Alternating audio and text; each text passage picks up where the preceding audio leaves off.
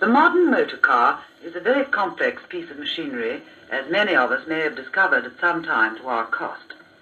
This afternoon, our commentators are waiting at one of the largest and most modern car manufacturing works in the country to follow the many processes involved when a car is born, to trace the manufacture of a 1951 model from the arrival of coal and ore at the works to the moment when the finished vehicle is driven off the production line.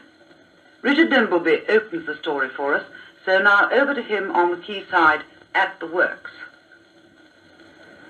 And on the quayside it is, because this great motor car works lies along the north or Essex bank of the River Thames, where the Thames, broad and wide like a great silver ribbon, is running out of London. Running right past us here as we stand high up on the top of a huge crane.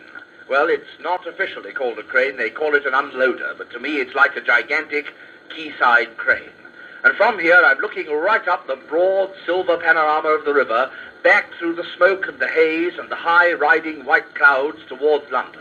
It's cold and brisk, and there's a magnificent view.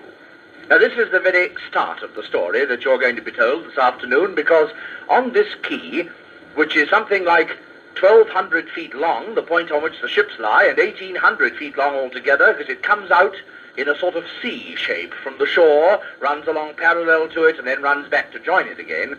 On this quayside, they unload the raw materials from which cars are made.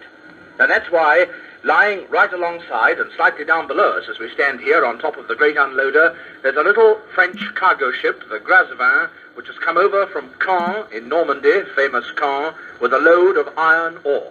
A load that looks to us like red stones lying piled in the hold.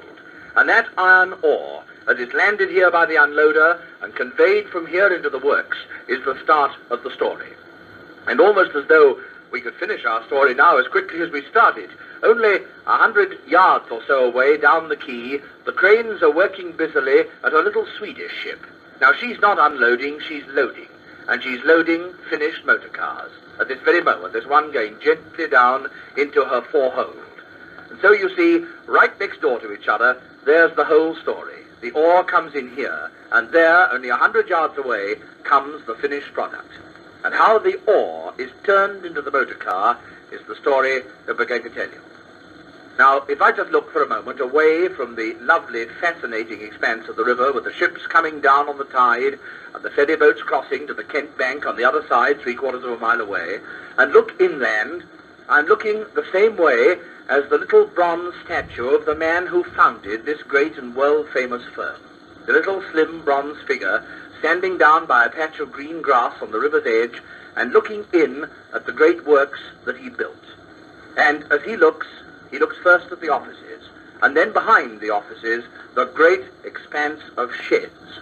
Rooftop after rooftop after rooftop, thousands and thousands of feet of them, with silver ventilators jutting out from the top like rows and rows of chimney pots in a tightly packed town. And then on the right-hand side, the blast furnaces, the steam and the smoke going up into the sky, a great hive of industry.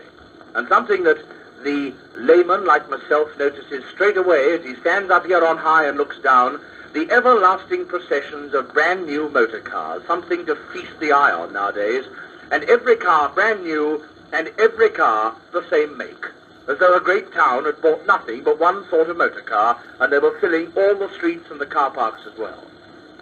Now here in the cabin of the great unloader, as I come inside out of the bitterly cold wind, I want you to meet Ginger Cahill, who drives the unloader, has been doing it for 14 years, Ginger, yes, and reckons years. it's a fairly expert job. Yes, really. certainly. How long did it take you to learn it, Ginger? Well, it took me a fortnight, exactly. Is that all? Yes. And how many controls do you have to work? We work with practically about 300 controls in an hour. 300 different movements. Yeah, different movements in an hour, yes. And what about the size of this enormous grab which is hanging just outside the window here? This grab is 22-foot span when open. Mm-hmm. And picks up how much iron? Pick up 7 to 8 ton every time. And have you ever spilt, dare I ask you, 7 or 8 No. tons of iron ore in the river? No, I can honestly say I have never spilt any in the river. Good for you. Well, if there's any wood in here, we'd touch it now, wouldn't we? Yes.